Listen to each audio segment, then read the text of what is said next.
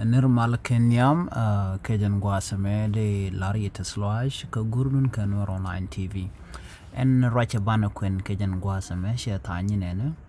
Salado Jay Shwan Charo de Rape Ray which South Sudan Kamanong a Queen Man to one Ray which South Sudan Ban Jakula Linkel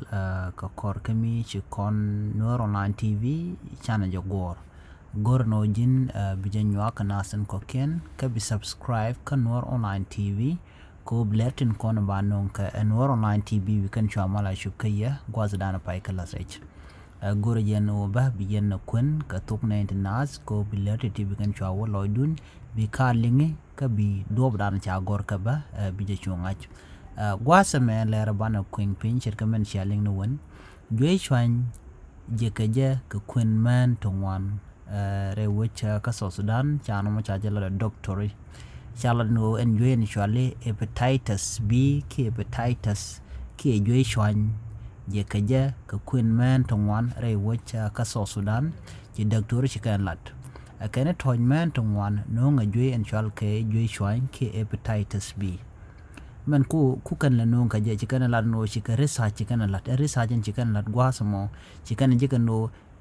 wi ka kurka ne di jandewi da bakal wi kurka tikan ka joy shwanya mone munyosa gwano kane diala kon tin lawun tin kon kamantong wan ka tojen kamantong wan kan wotikan kamantong wan wa joy shwanya me no ngajan mishir kana mo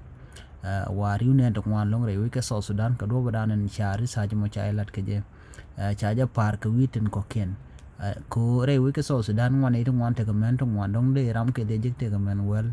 te gamen te jandaro ke te men badak men bangwan men di men wan mero ka to ke lu shagu jeno chi jo shwanya mo cha ga jik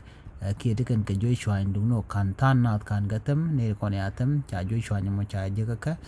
ko jikan ka to men to wan cha ro mo cha jo ko no jele dan ko ne jen gwasme biya te gamal bye bye